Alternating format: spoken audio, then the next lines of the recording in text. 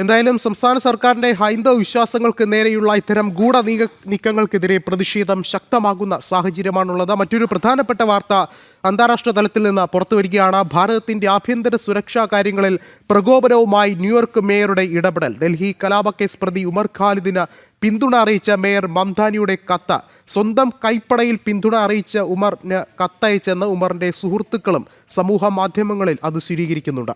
കൂടുതൽ വിവരങ്ങളുമായി ഇന്റർനാഷണൽ ഡെസ്കിൽ നിന്ന് ഐസൺ ജോസ് ചേരുന്നുണ്ട്. ഐസൺ, എന്താണ് ഈ ഒരു ഘട്ടത്തിൽ ഏറ്റവും പുതിയ വിവരങ്ങൾ പുറത്തുവരുന്നത്?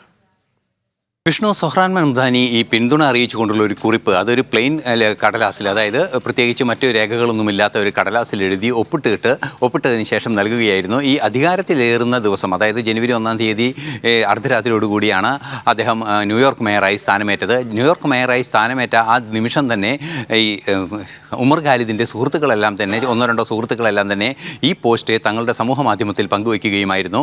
സ്വതന്ത്രവും നീതിയുക്തമായ വിചാരണ ഉമർ ഖാലിദിന് ഉറപ്പാക്കണമെന്നൊരു ഉമർ ഖാലിദിനോടൊപ്പം എന്നും പോരാട്ടങ്ങളോടൊപ്പം എന്നുമുള്ള സൂചന നൽകുന്ന കൃത്യമായൊരു സന്ദേശം തന്നെയാണ് അദ്ദേഹം ആ കടലാസിൽ എഴുതിയിരിക്കുന്നത് എന്നതാണ് യാഥാർത്ഥ്യം. തീർച്ചയായും ഗൗരവമേറിയൊരു വിഷയമായി ഇത് ഉയർന്നു വരുന്നത് ഭാരതത്തിൽ UAPA പോലുള്ള, അതായത് ഇത്തരത്തിലുള്ള ഭീകരാക്രമണങ്ങൾ നടത്തുകയും ഭീകരപ്രവർത്തനങ്ങൾ നടത്തുകയും ചെയ്യുന്നവർക്കെതിരെ ചുമത്തുന്ന അതീവ ഗുരുതരമായ കുറ്റകൃത്യങ്ങളുടെ പട്ടികയുടെ നിയമങ്ങളായ UAPA ആണ് ഉമർ ഖാലിദിനെതിരെ ചുമത്തിയിരിക്കുന്നത്. 5 വർഷത്തോളം ജയിലിൽ കഴിഞ്ഞതിന് ശേഷമാണ് ഇയാൾ ജാമ്യത്തിൽ പുറത്തു വരികയും ചെയ്യുന്നത്. ഇത്തരത്തിലൊരു കൊടും കുറ്റവാളിയെ, അല്ലെങ്കിൽ രാജ്യത്തിനെതിരെ പ്രവർത്തിച്ച ഒരു കുറ്റവാളിയെ ന്യായീകരിക്കുന്നൊരു നീക്കം സൊഹ്റാൻ മംദാനിയുടെ ഭാഗത്തു നിന്നുണ്ടായത് വലിയ പ്രതിഷേധങ്ങളാണ് വിളിച്ചു വരുത്തിയിരിക്കുന്നത്. അദ്ദേഹത്തിൻ്റെ പോരാട്ടം, സൊഹ്റാൻ മംദാനിയുടെ നിലപാട് ഉമർ ഖാലിദിൻ്റെ പോരാട്ടങ്ങളോടൊപ്പം എന്നും അദ്ദേഹത്തിന് നീതി ലഭ്യമാക്കണമെന്നൊരു നിലപാടാണ് എഴുതിയിരിക്കുന്നത്. തീർച്ചയായും ഇത് ഗൗരവമേറിയൊരു വിഷയമാണ്. ഭാരതം എന്ന് പറയുന്ന ഒരു രാഷ്ട്രം UAPA ഉൾപ്പെടെയുള്ള വിഷയങ്ങളിൽ സ്വതന്ത്രവും നീതിയുക്തവുമായ വിചാരണ നടത്തിയ ചരിത്രങ്ങളുണ്ട്. മാത്രമല്ല, അമേരിക്കയിൽ നിന്ന് തന്നെ പോലും ഭാരതത്തിലേക്ക് എത്തിച്ച പലരുടെയും, അല്ലെങ്കിൽ ഭാരതത്തിലേക്ക് നാട് കടത്തിയ പലരുടെയും നേരെ ചുമത്തിയിരിക്കുന്ന കുറ്റകൃത്യങ്ങളും സമാനമായ നിയമത്തിൻ്റെ വകുപ്പിൻ്റെ കീഴിൽ തന്നെയാണ്. അത്തരത്തിൽ ഭീകരതയ്ക്കെതിരായ അന്താരാഷ്ട്ര സഖ്യം ശക്തമാക്കിക്കൊണ്ടിരിക്കുന്ന ഒരു സാഹചര്യത്തിൽ ട്രംപ് ഉൾപ്പെടെയുള്ള അമേരിക്കൻ പ്രസിഡന്റ് ഉൾപ്പെടെയുള്ളവർ അതിനെ കൃത്യമായി പിന്തുണ നൽകുന്ന ഒരു സാഹചര്യത്തിലാണ് ന്യൂയോർക്കിലെ ആദ്യ ഒരു മുസ്ലിം മേയർ കൂടിയായ സൊഹ്റാൻ മംദാനി ഈ നിലപാടുമായി രംഗത്തെത്തിയിരിക്കുന്നത്.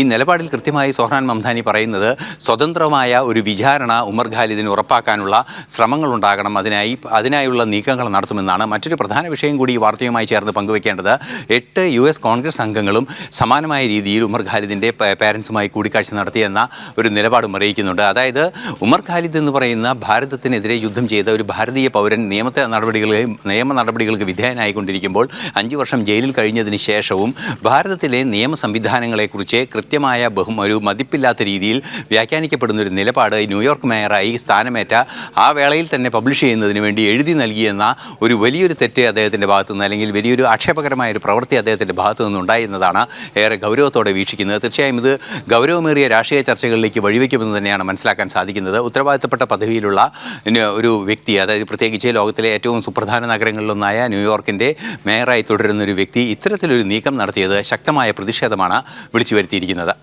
ശരി, ഐസൺ ജോസാണ് വിശദമായ വിവരങ്ങൾ നൽകിയത്.